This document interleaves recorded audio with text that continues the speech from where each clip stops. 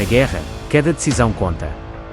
Um erro pode custar milhares, ou mesmo milhões, de vidas. Hoje vamos ver as 5 piores decisões militares da história, onde comandantes erraram feio e mudaram o rumo do mundo. E começamos com uma das cargas de cavalaria mais inúteis e suicidas de sempre. 5. A carga da Brigada Ligeira, 1854, uma ordem maldita. Guerra da Crimeia, Reino Unido versus Rússia. O contexto da guerra. A Guerra da Crimeia, de 1853 a 1856, foi um conflito entre a Rússia e uma coligação composta pelo Reino Unido, França e o Império Otomano. Os russos queriam expandir a sua influência sobre os Balcãs e ameaçavam Constantinopla. Para os britânicos e franceses, era essencial travar essa expansão e proteger os interesses otomanos. Em 1854, a guerra estava num momento crítico. O exército aliado cercava Sebastopol, o grande porto russo no Mar Negro. Mas antes de conquistar a cidade, os britânicos tiveram de enfrentar os russos em várias batalhas. Foi então que ocorreu a lendária Batalha de Balaclava, 25 de outubro de 1854, palco de uma das cargas mais desastrosas da história militar. A ordem confusa que mudou tudo. Durante a batalha, os russos começaram a retirar canhões de uma posição capturada. O comandante britânico, Lord Raglan, observando do alto de uma colina, quis impedir essa retirada e enviou uma ordem ao comandante da cavalaria, Lord Lucan. Mas aqui começou a confusão. A ordem dizia: Lord Lucan, avance rapidamente para a frente e tente impedir que o inimigo retire as armas. Parece simples. O problema era que a posição dos russos não foi bem especificada. Lucan, sem entender a mensagem, pediu explicações ao seu subordinado, Lord Cardigan, que comandava a Brigada Ligeira. O resultado? Cardigan interpretou a ordem como um ataque frontal a uma linha russa fortemente armada, e não apenas uma missão para recuperar os canhões abandonados. Erro fatal: em vez de flanquear ou pressionar os russos, ordenaram um ataque direto contra canhões bem posicionados. A carga suicida. Mesmo sabendo que era um suicídio, Cardigan cumpriu a ordem à risca. 600 cavaleiros da Brigada Ligeira iniciaram a carga. A cena era dantesca. O vale era estreito, o que deixava os soldados expostos ao fogo inimigo de 3 lados. A infantaria russa e a artilharia estavam preparadas e bem posicionadas. Os soldados britânicos colocaram a linha reta, sob uma chuva de balas e obus. Apesar das baixas, a brigada chegou às trincheiras russas, lutou corpo a corpo e causou alguma destruição.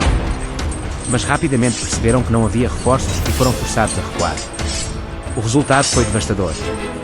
Dos 600 cavaleiros, apenas 195 regressaram ilesos. Pelo menos 110 morreram no campo de batalha, e muitos mais ficaram feridos ou capturados. Em 20 minutos, uma das unidades de cavalaria mais prestigiadas da Grã-Bretanha foi dizimada. As consequências da carga da Brigada Ligeira. Erro de comunicação entre comandantes levou a um massacre desnecessário. Os russos mantiveram os seus canhões, o objetivo original da missão falhou. O episódio tornou-se um símbolo da incompetência militar e da brutalidade da guerra. O poeta Alfred Lord Tennyson escreveu um poema épico sobre o evento, imortalizando os cavaleiros que obedeceram cegamente a ordens absurdas. Conclusão. A carga da Brigada Ligeira não mudou o curso da Guerra da Crimeia, mas ficou na história como um dos maiores erros táticos de sempre. Foi um exemplo clássico de más ordens, péssima comunicação e obediência cega, com resultados fatais. 4. Napoleão invade a Rússia, 1812, a ambição que congelou o Império. Campanha da Rússia, junho a dezembro de 1812. Contexto: o Império Napoleónico no auge. No início do século XIX, Napoleão Bonaparte era o homem mais poderoso da Europa. Controlava a França e grande parte do continente, com aliados ou estados vassalos em quase todas as direções. Mas havia um problema: a Rússia de Alexandre I. Apesar de ter assinado o Tratado de Tilsit com Napoleão em 1807, o czar russo recusava-se a cumprir o bloqueio continental, uma política imposta por Napoleão para sufocar economicamente a Inglaterra. Resultado? Napoleão decidiu que tinha de punir a Rússia, com guerra. E assim nasceu uma das campanhas militares mais ambiciosas e desastrosas da história. A Grande Armée entra em cena. Napoleão mobilizou o que parecia ser a força militar mais poderosa do mundo até então. Cerca de 600 mil soldados, de várias nacionalidades, franceses, polacos, italianos, alemães, etc. Mais de 150 mil cavalos. Um plano para esmagar os russos rapidamente, numa grande batalha decisiva. A ideia era invadir, vencer os russos perto da fronteira e forçá-los à paz. Mas a realidade foi bem diferente. A tática russa: terra queimada e retirada. os russos recusaram-se a enfrentar Napoleão de imediato. Em vez disso, recuavam constantemente, destruindo tudo pelo caminho.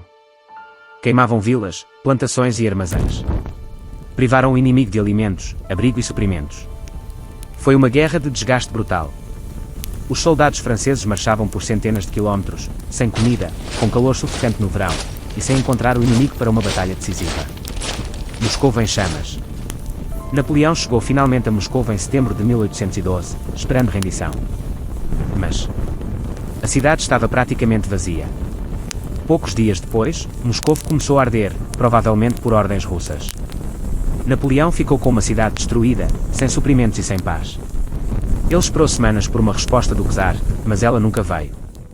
O frio começou a chegar. O inverno russo, o verdadeiro inimigo. Napoleão viu-se forçado a recuar em pleno mês de outubro, com tropas mal preparadas para o frio. E aí o caos instalou-se. Temperaturas chegaram a menos 30 graus Celsius. Falta de comida, doenças, ataques constantes dos russos. Soldados congelavam enquanto marchavam ou eram mortos durante as travessias de rio gelado. A lendária retirada da Rússia foi um verdadeiro inferno. O exército desmoronou. Consequências, uma tragédia monumental. Dos 600.000 homens, menos de 100.000 regressaram. O Império Napoleónico nunca mais se recuperou totalmente. Os inimigos de Napoleão começaram a formar coligações, cheirando a fraqueza. 2 anos depois, ele foi derrotado e exilado. Conclusão: invadir a Rússia foi uma decisão baseada na arrogância e subestimação. Napoleão achava que podia dobrar qualquer império, mas acabou derrotado por um inimigo silencioso, o inverno e a vastidão do território russo. 3. A loucura de abrir 2 frentes, Hitler e a invasão da União Soviética, 1941. Segunda Guerra Mundial, Operação Barbarossa, 22 de junho de 1941. Contexto: Hitler no auge do poder. Em 1941, a Alemanha nazi dominava praticamente toda a Europa Ocidental. A França estava derrotada, a Polónia ocupada e o Reino Unido resistia isolado. Mas Hitler queria mais. Ele sempre considerou a União Soviética como seu inimigo principal, tanto ideológico quanto territorial. O plano: invadir a URSS, tomar Moscou em meses e eliminar o comunismo de uma vez por todas. O grande erro: Hitler já estava em guerra contra o Reino Unido. Ao atacar a URSS, abriu uma guerra em 2 frentes, algo que já tinha sido fatal para a Alemanha na Primeira Guerra Mundial. Operação Barbarossa, o plano perfeito. A Operação Barbarossa foi a maior invasão militar da história. 3 milhões de soldados alemães. 3.500 tanques e 2.700 aviões. O objetivo: derrotar a URSS antes do inverno. Os alemães avançaram rapidamente. Em poucos meses, cercaram e destruíram exércitos soviéticos inteiros.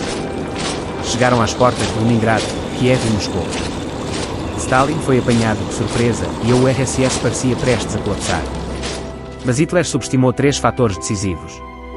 Os erros fatais de Hitler: 1. Subestimar o tamanho e os recursos da URSS. O exército alemão venceu muitas batalhas, mas a União Soviética era imensa. Mesmo após perder milhões de soldados, Stalin sempre conseguia mandar mais. A indústria soviética foi movida para o interior, longe dos ataques alemães. 2. Hitler adiar a tomada de Moscou. Em vez de focar-se na capital, Hitler dividiu o exército em 3 frentes. Norte Leningrado, cerco brutal de 900 dias.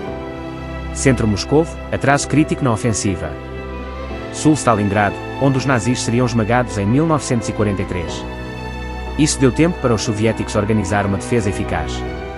3. O mesmo erro de Napoleão: o inverno russo. A invasão atrasou-se e os alemães foram apanhados pelo inverno de 1941. Sem roupas adequadas, milhares congelaram até à morte. Os tanques não funcionavam direito no frio extremo. A reviravolta soviética e o começo do fim.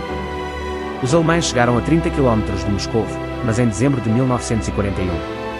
Os soviéticos lançaram um contra-ataque arrasador. Os alemães foram obrigados a recuar pela primeira vez. Foi o começo da derrota nazi, uma guerra de desgaste brutal. Nos anos seguintes, a URSS contra-atacou, e em 1945, os soviéticos invadiram Berlim e acabaram com o Terceiro Reich. Consequências: o fim do sonho nazi. A Alemanha entrou numa guerra impossível de vencer.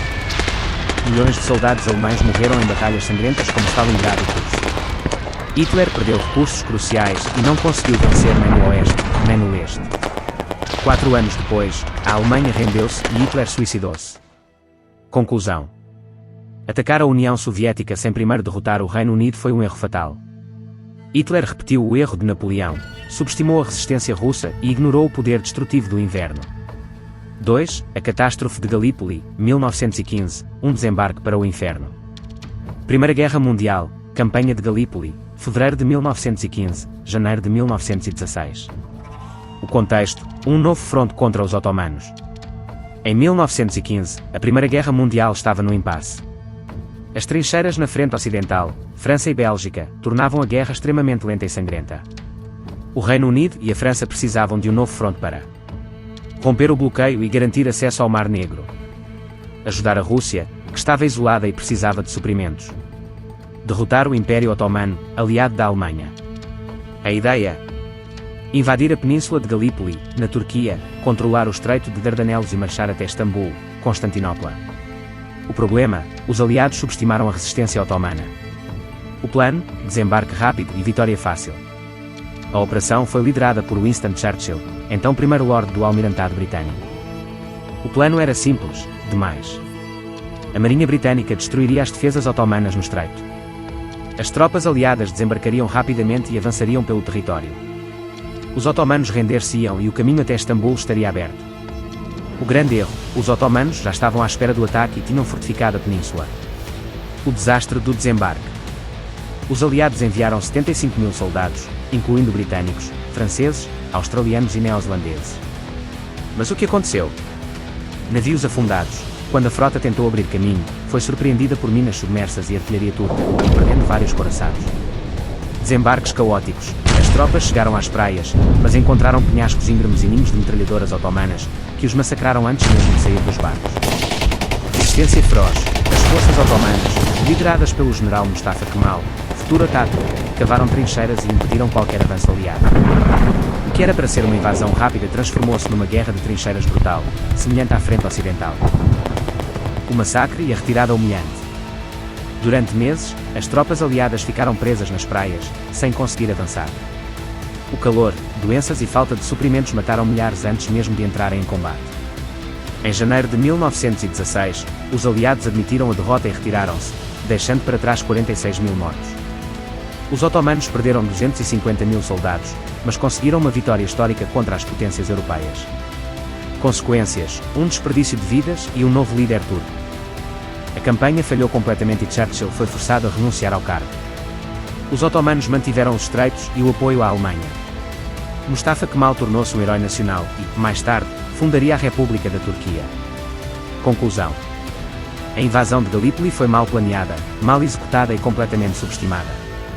O resultado: um massacre desnecessário que não trouxe vantagem nenhuma para os aliados. Pearl Harbor, 1941, o ataque que decidiu a Segunda Guerra Mundial. Segunda Guerra Mundial, 7 de dezembro de 1941. Contexto: o Japão contra o mundo. No final da década de 1930, o Império Japonês queria expandir-se no Pacífico e na Ásia. O Japão já tinha invadido a China em 1937 e queria mais territórios ricos em recursos naturais. Mas havia um problema: os Estados Unidos estavam no caminho. Para travar a expansão japonesa, os Estados Unidos cortaram o fornecimento de petróleo ao Japão em 1941.